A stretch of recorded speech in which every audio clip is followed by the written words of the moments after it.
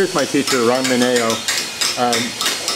Other classmates and myself have collected some of his favorite sayings, things he's told us over and over again. So I've asked him to elucidate a few of those points for you. Go ahead, Ron. Okay. Well, you got a piece here done by Joel. It's one of his very dramatically characteristic faces.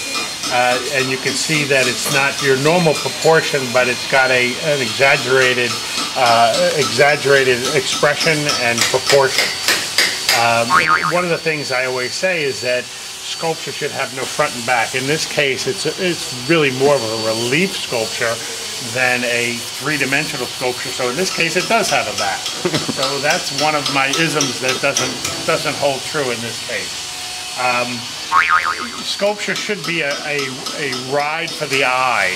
When you look at a piece like this, the lines that you see take you from one place of the sculpture to the next. And Joel has been very successful in taking those lines and bringing you back into the sculpture and taking you for a ride. If you just relax your eye, you see that it takes you to a certain area, and if it's a good sculpture, well composed, you'll notice that your eye will come back into the central area of the sculpture. So your eye moves around, and you'll catch an edge, you'll catch a shadow, and then you'll come back to a central area, which this sculpture does pretty well. I tell people that the two most important parts of a sculpture, obviously every part is ultimately important, but the two parts that are particularly important are where the sculpture meets the sky. In this case, it's kind of hard to see because it's still on its supportive bat. But when it's taken off of the bat, you will see this edge very clearly, and the human eye tends to trace out the outer edge of a form. So you see that, and you also see, so I say where the sculpture meets the sky and where it meets the base. This particularly creates shadows against the base or the floor or whatever it's on. And I think your eyes go to those shadows, and your eyes also go to the contrast between the sculpture and the background, in this case the board, but if it wasn't the board, you'd be seeing the sky behind it. Negative spaces become very important. This is a really good example down here of how the bottom was given a lot of drama by creating negative spaces. If this were a solid piece, it would be much more boring and uninteresting than it is because of those negative spaces. So in a case like that, your eye goes to those deep, dark, negative spaces.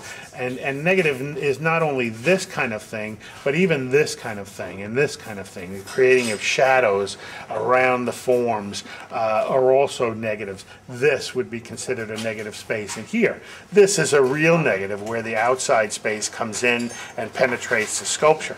But even these are negative spaces that dig in and create a shadow. The clay loves to be compressed. We talk about that all the time.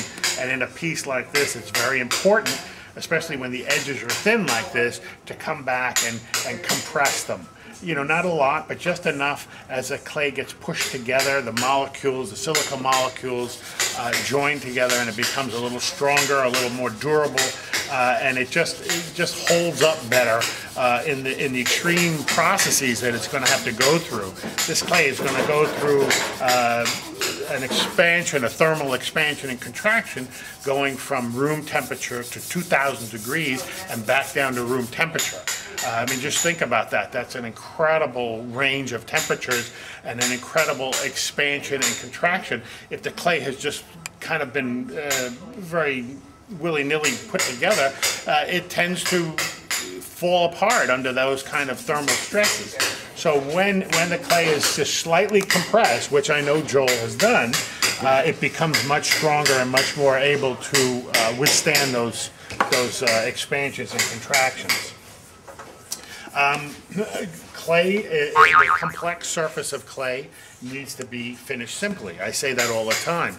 In a case like this, where Joel has got many sculptural forms that he's chosen to use, if he were to come back and put a heavy texture on there, you would lose those forms altogether. But because they're left smooth, they show up the forms very nicely. Now, if these forms, if this were a huge piece and those forms were a foot or 18 inches wide, then they would require some sort of texture. In this case, because they're small and there's so many of them in close proximity, a smoother texture serves this piece much better. I mean, I wish I could illustrate, but if I were to come back and put a texture on this eye as opposed to this one, you wouldn't be able to see any of those details, any of those great rolling shadows and rolling forms that have happened here. It would obscure your view of the piece. You'd be kind of looking at the forest, or not seeing the forest for the trees, because you wouldn't see the forms underneath the texture. You would be focusing on the texture. Now, don't get me wrong, everything has texture. Even smoothness is a texture. But in this case, a smooth texture is much more beneficial than a very, very coarse, aggressive texture. The eye moves to parallel lines. That's something I always say. In this case, there are many parallel lines, but they are used as a focal point. These lines here are parallel to each other, and it's a very strong draw. But it's a draw in the right place. It pulls you back to the middle of the piece. You have some parallel lines here which help you move from one side to the other. But fortunately, when you get to the other side, you're taken by the line of the outside of the sculpture back into the lower area, and then again those negative spaces bring you back up into the middle. Keeping the whole piece balanced. Well, in this case, the human face is balanced to some degree, to a great degree. So the balance is kind of a natural entity, and I think that it's pretty well balanced. I like the fact that there's a cigar here, which sort of throws the balance off just enough, just a little bit. Otherwise, this thing would be perfectly balanced, and maybe a little too much so. The cigar just gives you that little bit of a visual challenge to come over here and investigate. And I'm hoping that after it's fired and color is applied, that you can even accentuate that a little bit more with some color. Again, the depth of these things gives you the contrast. With a piece like this, it's a big challenge because it's not a very deep piece of clay. It's only maybe 3 or 4 inches at its deepest point, so you really can't go too terribly deep as you could on a three-dimensional piece of material. But I think that you've gotten a good amount of depth, and there's some really wonderful shadows popping out because of that. Even this little line in the lip is very dramatic simply because of its depth. So depth gives you that dramatic shadow and makes the piece more dramatic as a result. Proper tools are always a great thing to have, and I'm always asking people if they have a fettling knife because it's my favorite tool. I can't live without one. I probably have 10 of them in my shop. Also, the other thing that I say is get a fresh perspective on the piece. Use a mirror. And in my studio, I have mirrors set up all around the place, and people think it's because I'm vain, but it's not. What I do is turn the piece so I can look across the room and see that piece in the mirror reflected, and also reverse. The mirror reverses it, which gives me a different perspective, but it also gives me a different vantage point. If you're sitting on a stool and you're looking down at a sculpture, you're getting that same vantage point over and over and over again.